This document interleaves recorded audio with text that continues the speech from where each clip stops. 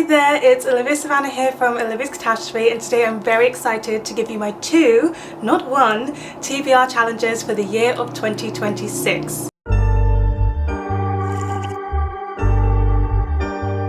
If you've been around on this channel, you'll know that I've been doing a very extensive and long TBR challenge in the year of 2025, but I wanted to do things a little bit differently next year, give myself a little bit more freedom to acquire the books that I want to, but to still be thinking mindfully about the books that I'm hauling in, while also doing something similar to what I did in 2025 when I was focusing on tackling my TBR from the newest books that I was hauling in and the other end with the oldest books that I was hauling in. So I've got 2 separate challenges which will be running along the year, each one monthly, and I'm going to start with the ones that will tackle the newest books coming in. So this TBR challenge, I'm calling it Half the Haul, and I will be doing episode vlogs for this video series as well. And in Half the Haul, it's basically inspired by the fact that I'm always hauling in so many books, and in my hauls when I'm editing, the words that I say the most are I cannot wait to read this, I'm so excited, I want to drop everything and read this, and then I don't do those things, and we are going to work on doing those things. This is also partly inspired by a lot of videos that I've been seeing around, Stacking the Shelves from Becca, Emboss Tours from Gavin, so just kind of all those TBR tackle videos that I'm seeing, this is kind of loosely inspired by a lot of them. So for Half the Haul, what will happen is at the end of the month, I'm going to take all of the books that I've hauled in, the big stack, and I need to read half of the haul, 50%. But there are caveats to this. So what it's going to do is it's going to encourage me to buy books that I've already read but want to own but don't, because that means if they're already in the haul and then I have to half the haul, I can already set aside the books that I've already read to contribute to halving the haul. So that would be easier if I'm hauling in like special editions of books that I've loved that I want to upgrade, or just like books that I've read in ebook form and I want to have. So hopefully that will mean that knowing that I need to half my haul every month will mean I will be buying fewer books or being more mindful about what I'm buying, but also trying to focus on getting the read books in that I want to add to my collection. But I do have a special power that I can use.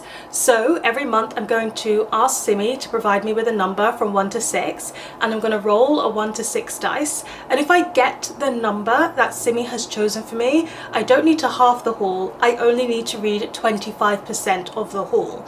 And as well as that, as well as only needing to read 25% of the haul, I will then unlock the choice to read 25% from the books that I've hauled in, or I can swap out books from my haul for books that are actually already on my shelves, which means I'm not only just ignoring the books that are already on my shelves, I can also switch out for those, but if I'm in the mood to read my haul, that means I also can. So that's basically the simple nature of Half the Haul. It's not too complex. I am going to start in January, which means that I will be halving December's haul, and it means that my December haul next year won't be halved, because in December the episode you're going to get is the November one. I've already got quite a stack of December haul books, so I know it's going to be a big challenge, but it's something that I'm really looking forward to, and it just means I'll get around to like my review copies sooner, but also just the books that I'm very anticipating and excited to read. The second TBR challenge that I'm going to be doing is focused on my oldest books, on my TBR, and I'm actually going to be doing this alongside Hannah from Ladette M. She decided to join me on this TBR challenge because when we hold each other accountable, we both seem to be doing well with tackling our TBRs. And this one is focusing on our TBR veterans, the books we've had for a very long time. I'm also going to be doing a vlog series episode for this, and it's going to be called Dusting Off the TBR, because we really will be dusting off the TBR with the oldest ones that are on there.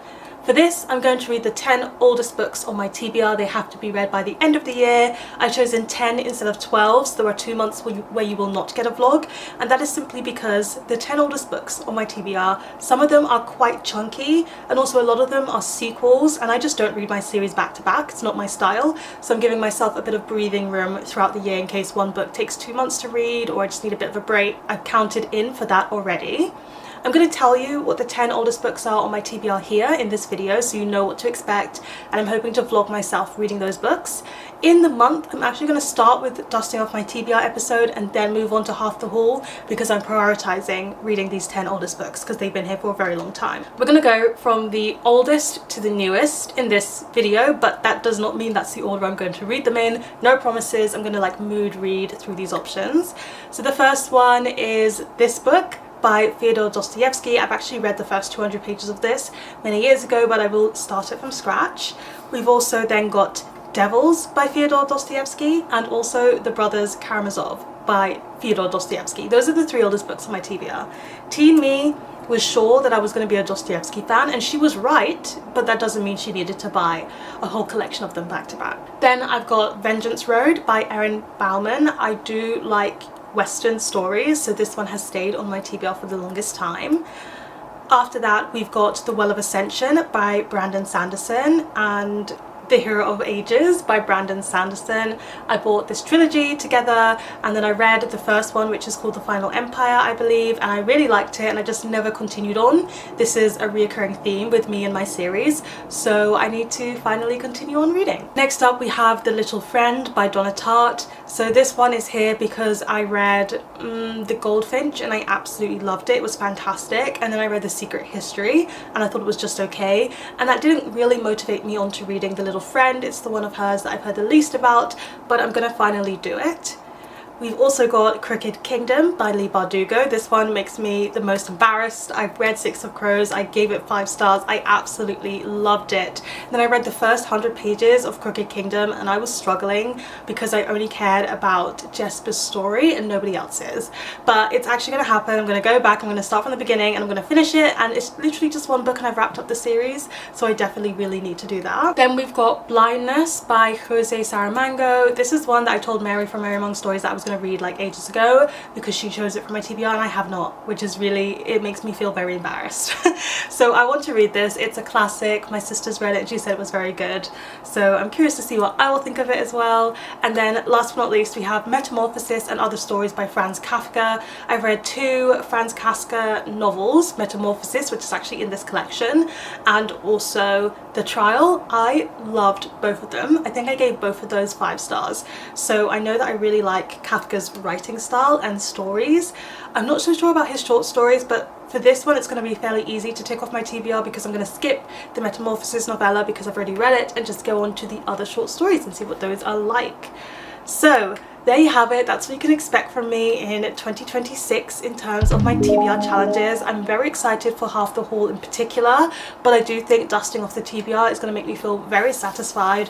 And because it's mostly authors that I've read from before and have enjoyed, I do think there are going to be some very good books for me to find there as well. Please let me know in the comment section down below, are you tackling your TBR in any way next year, or what are your reading plans for next year? Give this video a thumbs up if you enjoyed it, hit that subscribe button if you want to see more, and don't forget to hit that notification bell to be updated every time I have a new video. And you know what they say, onwards and upwards. Excelsior!